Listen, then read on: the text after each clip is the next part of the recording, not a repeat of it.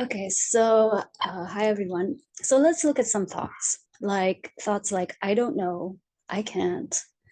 It hasn't happened yet, no matter how hard I try, and I don't know how. And thoughts like I'm confused. So these thoughts had been playing in my head over and over again at one point in my life, and I did not realize it until I finally did. And so, do you have these thoughts? And are you aware of them?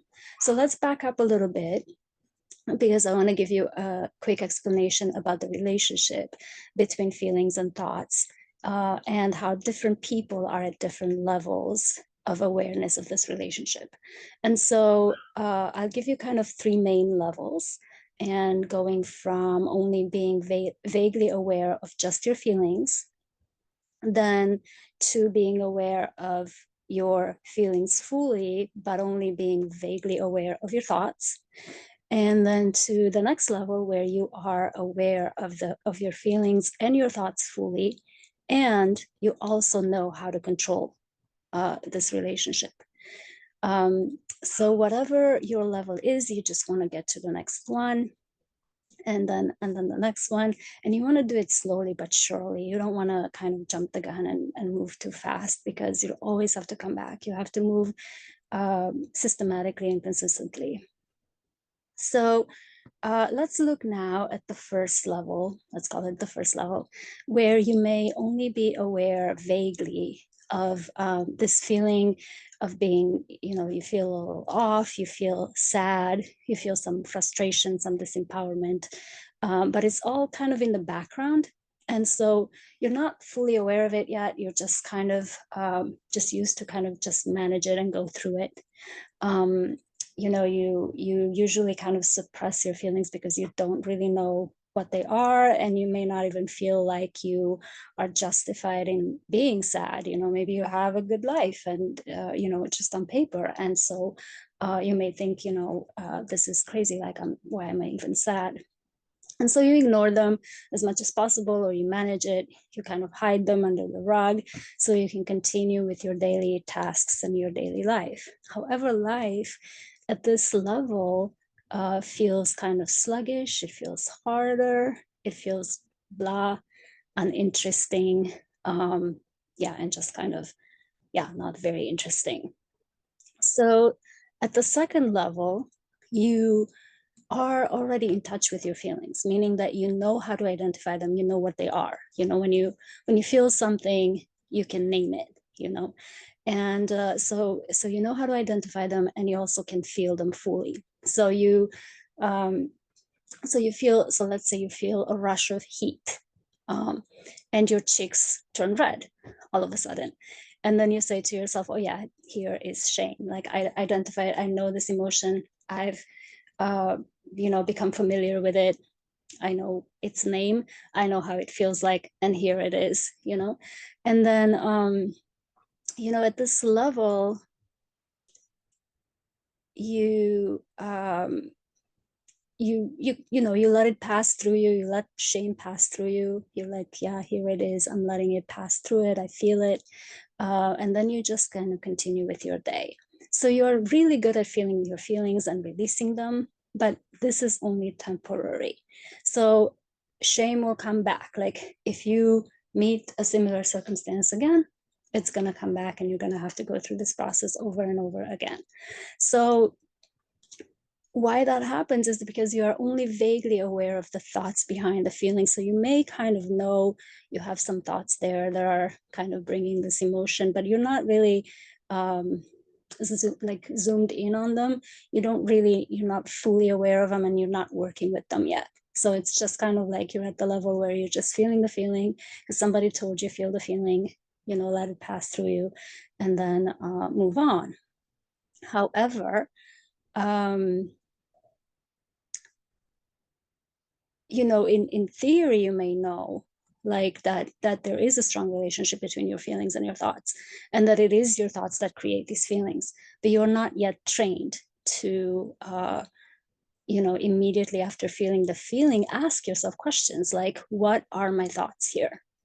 What is my perspective? Like, what are my my triggers, like what triggered that shame in my body. And what was I thinking that created this shame in my body? Did I think I was unworthy, that I made a mistake that I should have not made? Did I think that I said something that I should have not said, something that's stupid? What were my thoughts? And at this level, you may not really know your thoughts that well just yet, because you haven't practiced, you haven't investigated them fully. So the next level, you can now identify and feel your emotions, and you can also identify your triggers and your thoughts really well. That are linked to those emotions because you have been practicing, right? Asking, what are my thoughts in this moment? So when you feel your feelings, you let them pass through, you release them. You also want to ask yourself right after, it's like, what were my thoughts? Like, what caused that feeling, that emotion? So, for example, you realize, yes, I was thinking that I said something I should not have said, something stupid, and so I felt shame. But because you can now identify both your feelings and your thoughts, you can now also create new thoughts that are either the opposite of the old ones, or, and I recommend starting slower, like I said, where you just create a thought that is a little bit better than your old one, even though not yet maybe your ideal. So here on this third level, we're walking into identifying our thoughts and controlling this relationship between your thoughts and your feelings. So instead of affirming just the opposite, which would be something like, I am smart, I only say smart things, which your brain might be a little bit skeptical about, to just turn it from like, oh, I said something stupid, I feel so ashamed, to like, no, I'm really smart, I only say smart things. So that's a little bit harder for your brain to believe at the beginning. So you may want to say something a little kinder, like, I may have said something less than smart in that situation that caused me to feel this shame, but I am now aware of the mistakes that I made, and I can change it in the future. So can you see how this is a lot more kind, less of a 180-degree turn, which can be really hard to sustain. So anyway, you need to create these better statements to rewire your brain. So it's not enough for you to feel the emotions over and over. You have to also look at the thoughts. What were my thoughts? And you have to change them. And I would suggest changing them kind of gently into something a little bit better than it was before. So, if your thing was like, I said something stupid, I'm stupid. It's like, well, I may have I may have said something that's not fully smart, but, I learned from that mistake and I can do better in the future. So that's all you need to do. And you need to repeat that. You need to repeat that. You need to get to these new statements, new thoughts naturally by reflecting on and analyzing your circumstances that are causing you the negative emotions. So, and then you need to repeat them over and over, these new statements. And that's how you rewire your brain, through repetition and believing. And I think you can believe that. It's not that hard to believe that, you have learned from your experience. That's a believable thought. Okay, so now I want to get back to, I can't, I don't know, I'm confused. And I'll give you an example from my own life of how I became aware that I had these thoughts and how I corrected them.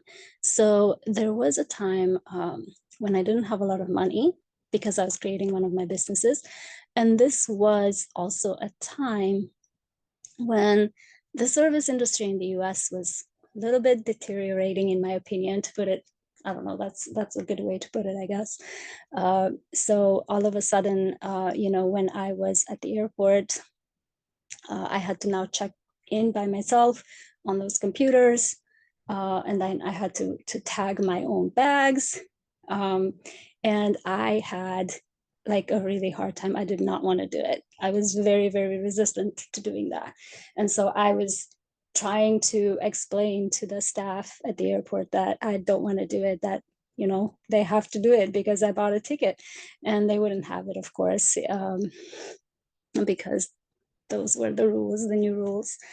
And so I started to feel really frustrated and powerless. And, I kind of tried to, I don't know, give them some kind of a, communicate this frustration, but of course it didn't work. And so the next day, after I came home, I kind of decided to sit down and kind of analyze and reflect on what just happened at the airport. And one of the one of the questions that just came to me, and I have had this come to me before, and I think it's a very useful question, is like, why not?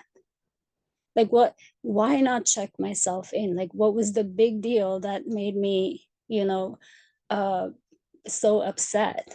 Like, you just go and you check in, you click a few buttons, they give you the ticket, they print you the tag and you put it on. So what was so upsetting about it? Because this is kind of a, very easy thing to do. It's not like I had to do something very difficult.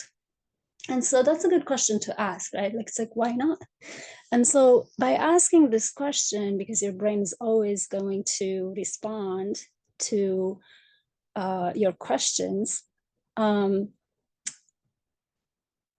I realized, and I do want to say in parentheses that I do have issues with inefficiencies. And, some people are not great at doing their job, or, they lack some common sense, and, that happens.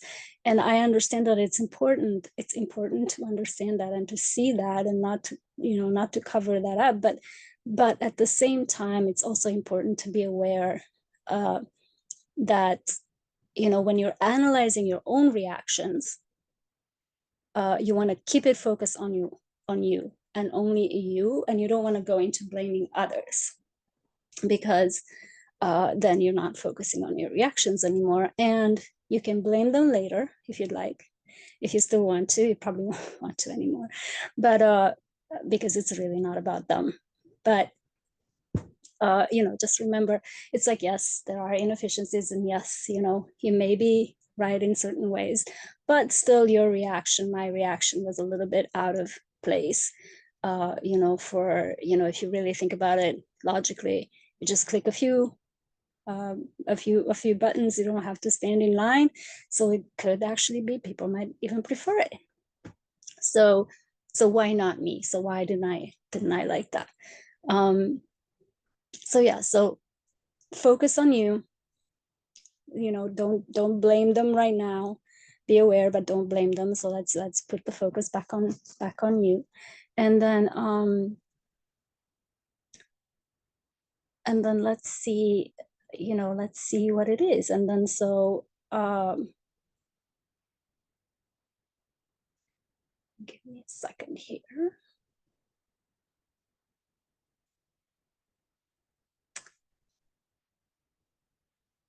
So I realized, in asking myself this question, I realized that, and I had done a lot of work on myself, so maybe this is not as easy to see for someone who's just starting. But if you keep repeating this process, you'll get here. But I just kind of realized all of a sudden that, that I really liked being served. And the US is a service, or was a service-oriented country. I think it still is, maybe not as much as it was before. And a lot of people were treated equally, somewhat equally, regardless of how much money they had or they didn't have, especially in places like airports, stores, and so on. And so all of a sudden, this service was kind of, I felt like, I could no longer, if I wanted this kind of service that I used to have before, now I had to pay money, and I was lacking some money in that period of my life. And so I was left with nothing but to feel the lack. So I thought, if I go to the airport, I'm nicely served, and so I can feel wealthy again. But that didn't happen, and that really, really upset me. And I didn't know, so I was reacting, and reacting outside of me. But what was really happening is that my brain understood that it's like, well, now you have to face this. You have to face this lack of money. You have to face this lack of service. That you have to face the fact that you cannot afford to get the service that you used to get. So I could no longer hide my lack of money, and I could feel the sting of it, and I could feel the powerlessness that came with it. And so I sat there and noticing all of this, and I realized that my thoughts were saying over and over things like, because okay, so I felt powerless because of the lack of money and because of the lack of service that reminded me of the lack of money. But then behind that, there was another thing that was going on. It's like, what am I supposed to do? I can't do this. I cannot get this business off the ground. I like tried and I tried and I tried and it didn't work out. And so I had all these thoughts of like, I can't do it. It hasn't happened yet. I'm confused. I don't even know what I'm doing. And so all these things were playing in a loop inside my head over and over and over again. And it took this experience for me to understand that I was doing that, because they were kind of hidden in there in the background. And so once I noticed them, of course, it was very easy to, kind of turn them around and try to start changing them. So um, I had the idea that I should probably stop walking around, uh, you know, just kind of having these thoughts like over and over, these negative thoughts, playing loops in my head over and over again, consciously or unconsciously, and then turn them into, so I wanted to turn them into better thoughts instead. So I didn't want to say, I can, I know, and I'm clear, because that sounds a lot more like a slogan, and at this point, like, I didn't think that my brain would believe that. And so what I wanted to do is I wanted to be a little bit more gentle, and I wanted to instead ask a question like, what if I can? What if I do know? And what if I am clear? And then I sort of realized it's like, I am clear because I did have a focus and something that I wanted. And, it's just that I didn't think that I could get it. And so I would ignore it, but I was clear. So I realized that I was clear. But, so I started to kind of go throughout my day with these new thoughts in my head. Like, what if I can? What if it does? What if it does happen for me? Like, what if I am clear, and what if I do know? And so I started focusing on them. I started repeating that every day in all of my circumstances during the day, and things started changing quickly and considerably.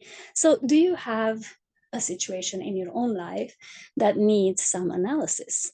And you can, follow these examples and kind of watch this video, or you can reach out to me for a private session, and my email is in the description below. And so please share, like, and subscribe if you like this video. And I will see you in another video soon. Thank you.